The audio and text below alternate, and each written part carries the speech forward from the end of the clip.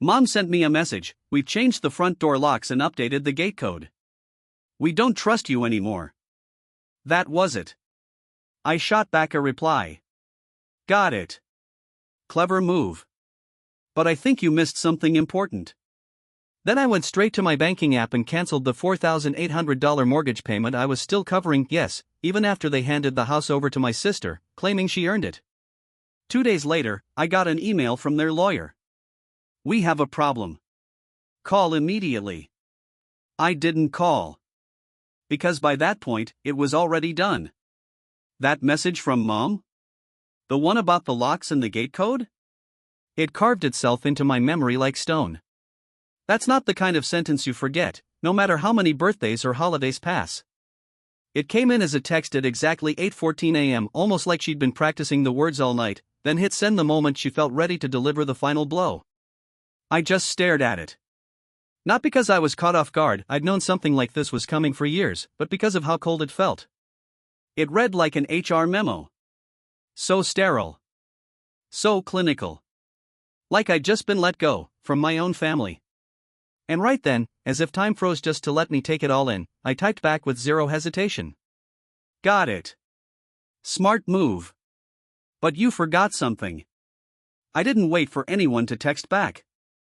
Instead, I logged in and stopped the mortgage payment, yep, the $4,800 I'd been auto-paying every month for their house. The same house they handed to my sister like it was a prize she'd earned. They said she deserved it.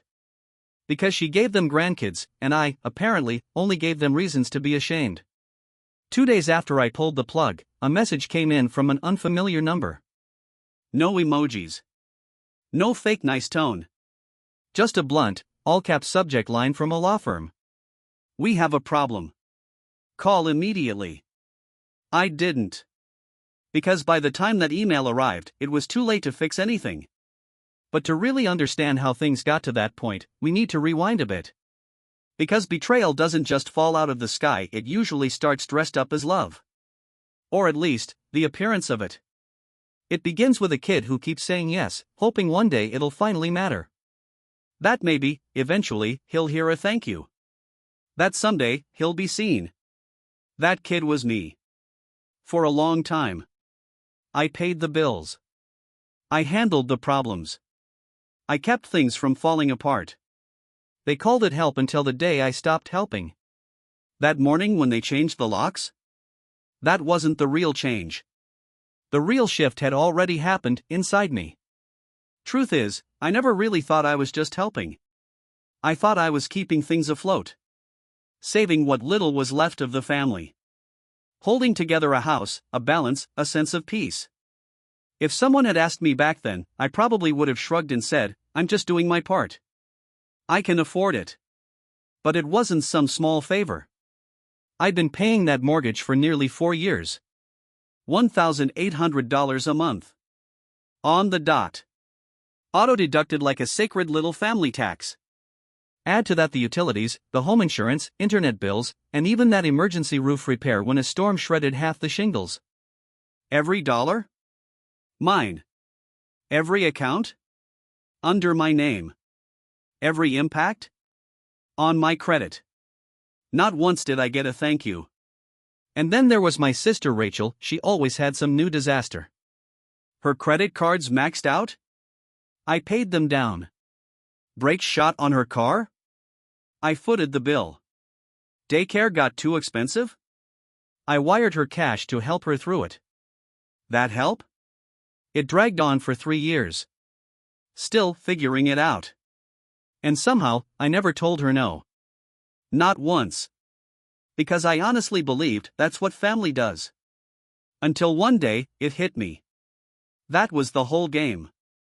That was exactly what they were counting on. The first crack in the illusion showed up on a quiet Sunday. I was in my car, waiting on a grocery pickup, casually scrolling through Facebook, and that's when I saw it. A photo. Rachel, my parents, her kids. All standing in front of the house, the one I'd been paying for, holding a sign that said, Home Sweet Home. A gift from Rachel. The caption? From my mom. So proud of our daughter for creating a future we can all share. This home is in the right hands. I had to read it twice. Rachel's house? The right hands? No mention of me. Not even a vague shout-out. No tag. No thanks to Jack. Not even a photo credit. Just them smiling on the porch I'd been bankrolling for years. The comments were wild. Heart emojis. Clapping hands. Wow, what a strong woman. You're lucky to have her. She's a rock. Even my aunt chimed in. Rachel, you deserve every inch of that house. I wanted to throw my phone. But I didn't. I just stared at the screen, like looking at a bruise you're not ready to press yet. A few days later, I called the bank, needed to double-check something. Just to be sure the mortgage was still under my name. It was. But then the rep casually dropped this. Looks like there was a request submitted last week to change the primary contact to a Miss Rachel Monroe. My heart damn near stopped. She added. It didn't go through, they didn't finish the verification process. But the paperwork's already started. I hung up without another word. Then I dug into my statements. That's when I saw it, an extra $2,400 missing from my checking account. A transfer I didn't authorize. But I recognized the destination. It was Rachel's emergency visa. The one I bailed out 2 years ago during her temporary job loss. I texted her. Calmly. Me, did you use my card again? Rachel, don't make it a thing, Jack. We needed groceries. The kids needed shoes. I thought we were still sharing that one. Me, no. We weren't. She didn't respond. But Mom did. Mom, honey, Rachel is just going through so much right now. She said she'd pay you back. Let's not turn this into a war over a few dollars. A few dollars? Funny how $2,400 only counts as a few when I'm the one it comes from. But if Rachel missed a single phone bill, it turned into a household emergency.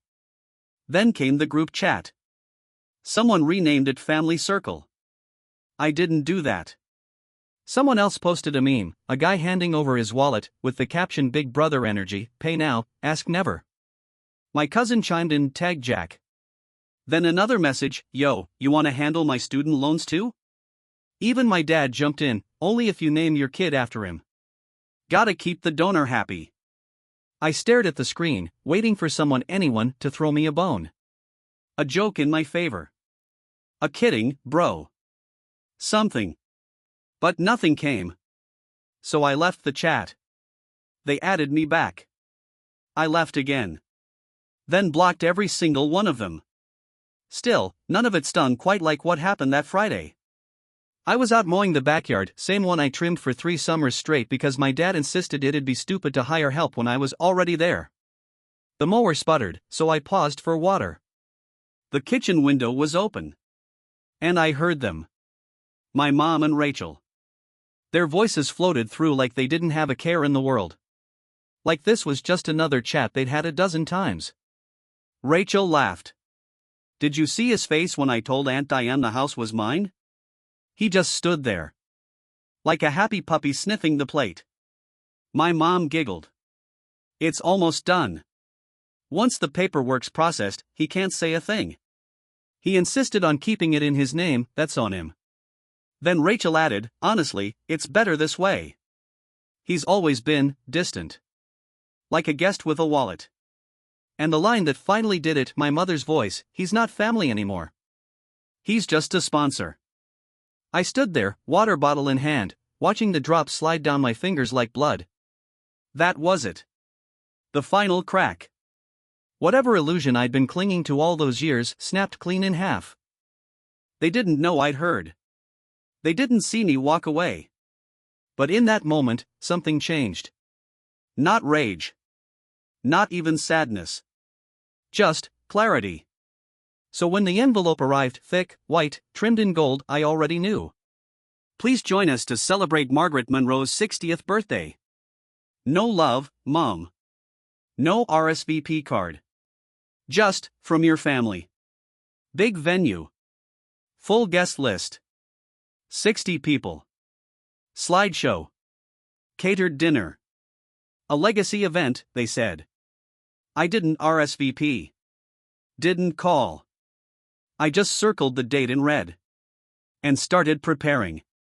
3 days before the party, I printed out a document, $211,723.84 in total. Every dime I'd paid, mortgage, insurance, repairs. Each line with a date, a note, and a transaction receipt.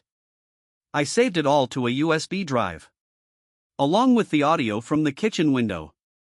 He's not family anymore. Screenshots from the group chat. The house transfer request from Rachel.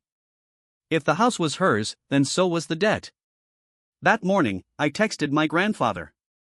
Just a heads up. He didn't answer. He didn't need to. The venue looked exactly how I pictured it: linen tablecloths, black tie waiters, cousins in cocktail dresses, giant gold 60 balloons, a slideshow looping baby photos and beach vacations. My mom stood near the front, glowing in an emerald green gown under a sign that read, "A house is not a home without family." I almost laughed. I walked in 10 minutes late. Heads turned. Some smiled. Some stiffened. Rachel spotted me. Blinked twice. Forced a smile and turned away. I didn't wave. Didn't speak. Took a seat at the back like a stranger at a wedding. Rachel gave the first speech. She talked about sacrifice. About love. About how this year made us closer than ever. The screen behind her showed a photo of the house. Built with love. Passed down with purpose. No mention of me. Then my mother took the mic, teared up a little. Looked out over the crowd like a monarch addressing her kingdom. I'm proud of my daughter Rachel. She's shown us what legacy really means. And I'm so glad this home, our home, will stay in the right hands. Applause. Smiles. And then I stood up. I walked to the mic calm. Steady. I wasn't going to say anything tonight, I began. But since we're talking about legacy, let's do some math. The projector flickered. Then came the audio. My mother's voice: "He's not family anymore. He's just a sponsor." Then Rachel, like a puppy sniffing the plate. Gasps. A chair creaked. Someone dropped a wine glass. I clicked again. Screenshot, group chat. Tag Jack. Only if he names his kid after the bank. Then the document. Line after line. $1,800 a month. 48 months. Repairs. Taxes. Roof fixes. If the house is now Rachel's, I said, then I'm here to present the bill. Not a favor. A debt. I held up the stack, 211 pages, stapled. Silence. Are you serious? Rachel yelled. Dead serious, I said. Unless you'd rather call it theft.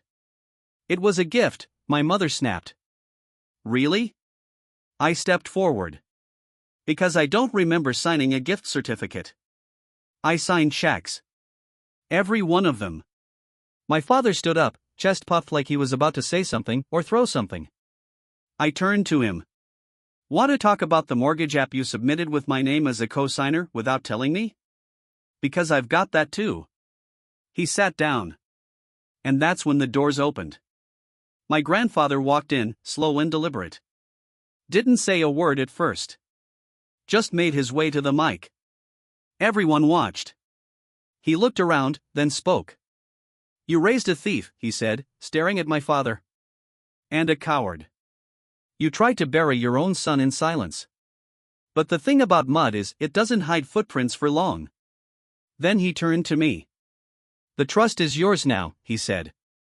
The one your father tried to reroute. I changed it last week. Rachel's name is off it. Completely. More gasps. Frozen stares. My mother's face fell apart. Rachel's knees buckled, she grabbed a chair to steady herself. You want legacy? Grandpa said, looking right at them. Earn it. The hard way. Then he dropped the mic. Literally. And walked out. I dropped the printed invoice right on the gift table, tucked it beside a few cheap wine boxes and dusty photo albums.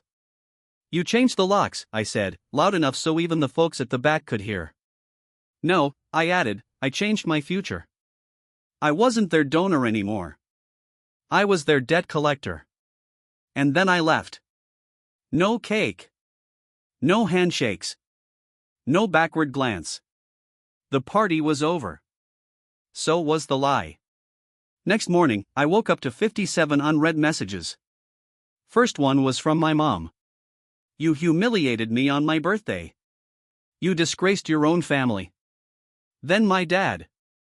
I don't care what you think you're owed, you're not seeing a damn cent. Rachel? Quiet as ever. Just posted a black screen on her Instagram story. Some wounds come from the ones who were supposed to heal you. Her comments were a parade of vague support. You don't deserve this. Stay strong, mama. Family will hurt you worse than strangers. None of them had heard her call me a walking wallet. None had seen the itemized invoice. But someone had. 2 days later, I got a call from an unknown number. I answered just to see what flavor of nonsense I was in for. Mr. Monroe, the voice said, cool, professional. Stephen Grant, attorney representing your parents. We'd like to discuss a possible financial resolution. I didn't say a word. They're not seeking legal action, he continued. They'd prefer to resolve this quietly. No media. No online posts. In return, he said, they're prepared to offer you a settlement. I leaned back in my chair. Let me guess half of what they owe, in exchange for my silence. A reasonable sum, he said, given the informal nature of the arrangement. I almost laughed. Stephen, I said, I've got every single receipt. Every wire. Every maintenance cost. I've got audio, their voices, mocking me, admitting what they did. Yes, he said, voice tight. That's why I'm calling. Then here's the deal, I told him. Full repayment. Every cent. Or I go public and include the audio. You've got 72 hours. He paused. Understood, he said. We'll be in touch. Exactly 72 hours later, the wire came through. $211,723.84. Labeled, reimbursement settlement. No note. No apology. Just, money. It didn't come from my parents. Not even Rachel. The sender was some private business account under a name I didn't recognize. Probably a loan from someone my dad owed favors to, or someone who owed him one. Didn't matter. Even better, really. I printed it. Filed it. Backed it up 6 times. Didn't respond. Didn't say thanks. Didn't say anything. I wasn't looking for peace. I was collecting payment. A week later, I posted a video. No drama. Just clarity. Clean backdrop. Calm voice. Some people say closure comes from forgiveness, I said.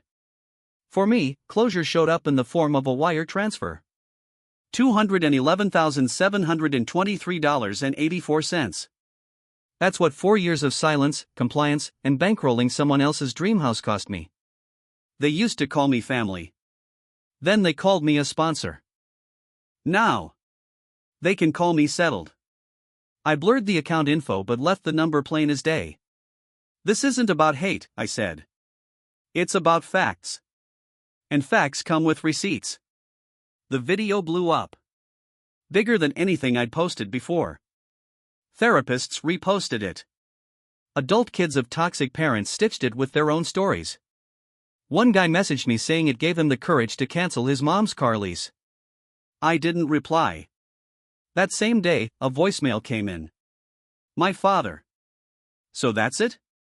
You think money makes this right? You think you won? You're not part of this family anymore. I didn't listen to the rest. Just deleted it. They changed the locks? I changed the terms. Now I live in a clean, modern apartment. Big windows. Pure silence. No family group chats. No late night, can you help me real quick? No guilt disguised as concern. People ask me sometimes, does it hurt? Cutting them off like that? No. It doesn't. Because here's the thing. I'm not just done. I'm free. And freedom? It cost me exactly $211,723.84. Folks ask if I feel lighter now. If going no contact brought peace or closure. It didn't make me lighter. It made me clearer. Because peace doesn't always feel like floating.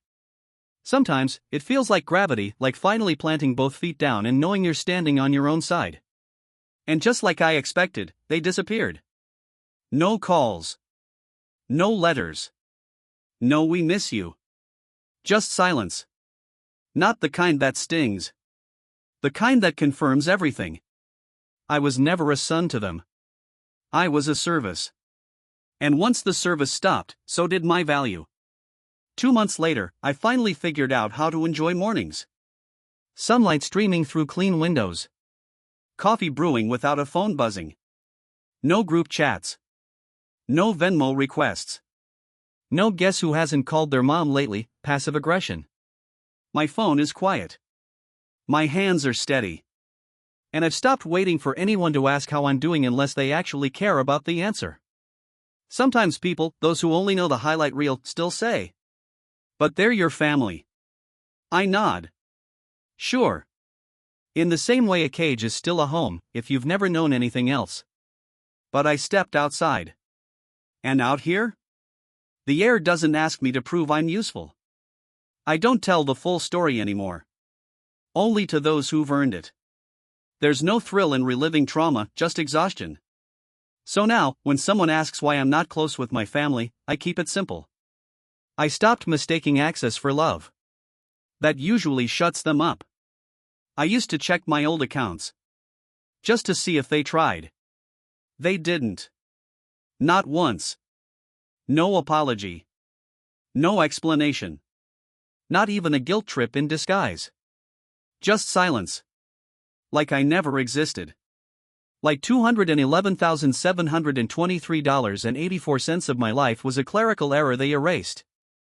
Fine. Let them pretend. Pretending is what they're best at. The saddest part? They probably still think I care.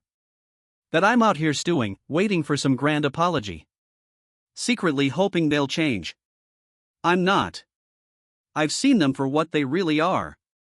And once that mask slips that far, you don't wait around for it to slide back into place. You walk away. You don't check the rear view. Forgiveness? That's just a word people throw around like a blanket when they're shivering with guilt, hoping your warmth will cover them without doing anything to earn it. But forgiveness takes more than time. It takes ownership. Accountability. Actual remorse. They gave none of that. So I gave nothing back. My therapist once asked me, if they were standing right in front of you, what would you say? I sat there in that chair, breathing slow. Try to picture their faces, those old expressions shaped by years of denial, guilt trips, and gaslighting. And I said, nothing. Not a word. Because saying anything implies they still have access. They don't. There's no key anymore. No emergency contact info. No bank account with shared logins. No phone numbers saved just in case. I wiped every trace of them from my life, not out of anger, but because I had to. That's how survival really works. Quietly. No explosions. No grand farewell. Just locked doors and a fresh start. Sometimes I picture them telling people I cut them off over money. That I was always cold. That I snapped one day. Fine. Let them run with that version, the one that makes them look fragile and me look heartless. They need the fairy tale. I've got the facts. And facts don't beg. They don't whimper. They don't crack under pressure. Facts just sit there, calm. Patient. Like I did. Now. Now I live. Not in some revenge fantasy. Not in a happily ever after. Just life. Simple. Real. Mine. I work. I rest. I laugh when things are actually funny. I eat when I'm hungry, not when I'm guilted into showing up at another family dinner just to pay the bill and be ignored. I still remember something my mom told me once, years ago. If you ever left, we'd fall apart. She was right. They did. But I didn't. I'm not shattered. I'm not stewing. I'm not holding out hope. I'm just done. Not as a warning. Not as some dramatic exit line. Just a plain, quiet truth. Like a locked phone. Like a cleared inbox. Like a number that rings once, then nothing. No voicemail. No forwarding. No response. Just me. Still here. Whole. And finally, free.